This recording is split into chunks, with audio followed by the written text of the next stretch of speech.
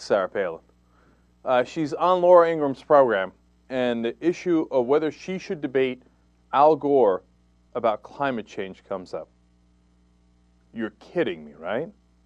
Now, this is fun because of what Laura Ingram, the host, proposes, and then Sarah Palin's response is also very, very funny. So let's check it out. Would you agree to a debate with Al Gore on this issue? Oh, my goodness. You know, it depends on what the venue would be, what the forum, because, Laura, as you know, if it would be some kind of conventional, traditional debate with his friends setting it up or being the commentators, and I'll get clobbered because, you know, they don't want to listen to the facts. They don't want to listen to some reasonable voices in this. And that was proven with the publication of this op-ed where they kind of got all wee-weed up about it and wanted to call me and others deniers of changing weather patterns and climate conditions, trying to make the issue into something that it is not. Well, what if it's an Oxford-style proper debate format? I mean, he's going to chicken out. I mean, if you challenge him to a debate, do you actually think he would accept it? I don't know.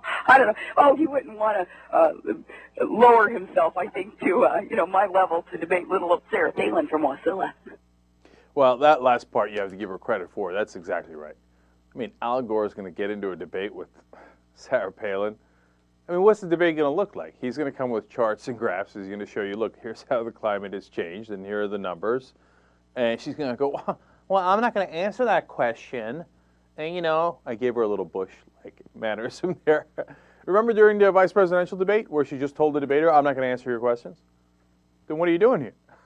I'm just going to give you the talking points I memorized. You betcha. Oh, they just wee-weed it up. What is, I haven't heard of that. What is wee-weed it up? Is that folksy? I mean, it's because it sounds stupid to me, but I don't know, maybe you're being folksy and I don't get it because I'm an elitist with a fat resume and many other things that are fat. Okay, what's wee-weed it up? Does it mean like they nutted up? Their genitalia jumped up in their stomachs? I don't know. I think that's what she meant. I'm guessing, too. I don't know. Okay. But at one point, she's like, oh, yeah, if it's with his friends, well, then I'll get clobbered. Who's his friends? Who's Al Gore's friends? Like, they view everybody as, okay, if you're not on our side, well, that means that you believe in these facts and stuff, so then you must be Al Gore's friends. But it's all how they set it up. You see what I'm saying? It's like that's what I got out of the interview we did with John Ziegler yesterday. Because, I could have been more confrontational, but I'm glad I wasn't because I was trying to understand his perspective, right? And they have to, in order to protect their bubble of unreality, they have to see the media as biased. And you see what Sarah Palin does there. Everyone who doesn't agree with her is Al Gore's friends. They're all biased, right? Why? Because if they say, okay, well, those are actual facts, well, then it's going to burst their bubble. That's how they keep the facts out. Because if the media presents facts, well, then obviously they must be biased because I don't like those facts. It doesn't comport with my emotions or my feelings or my ideology, right? And it's not just facts. That was another interesting part of the Ziegler interview is anyone who asks them questions is biased.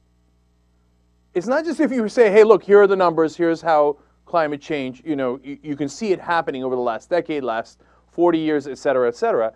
It's not just that. They say, well, if you ask me about climate change or if you ask me about Supreme Court decisions or you ask me about Hamas, well, that's biased. And I get to say, nonsense things like, oh, that's just the spinelessness of this and that, and you're, an elitist.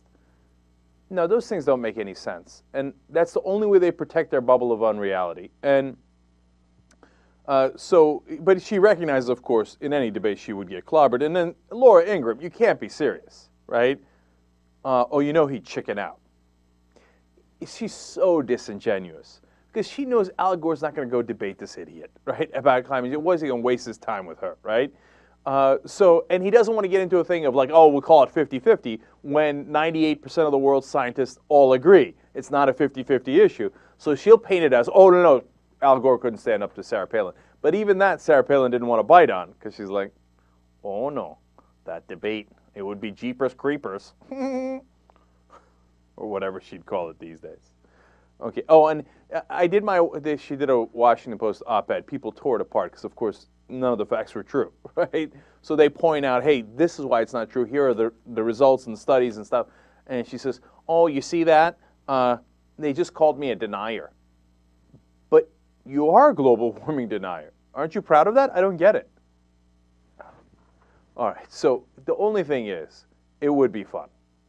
If only, like in another alternate reality, Al Gore and Sarah Palin debated. And the funny thing is, her supporters, I guarantee you, if they watch that debate, they say, "Oh, Sarah really embarrassed them."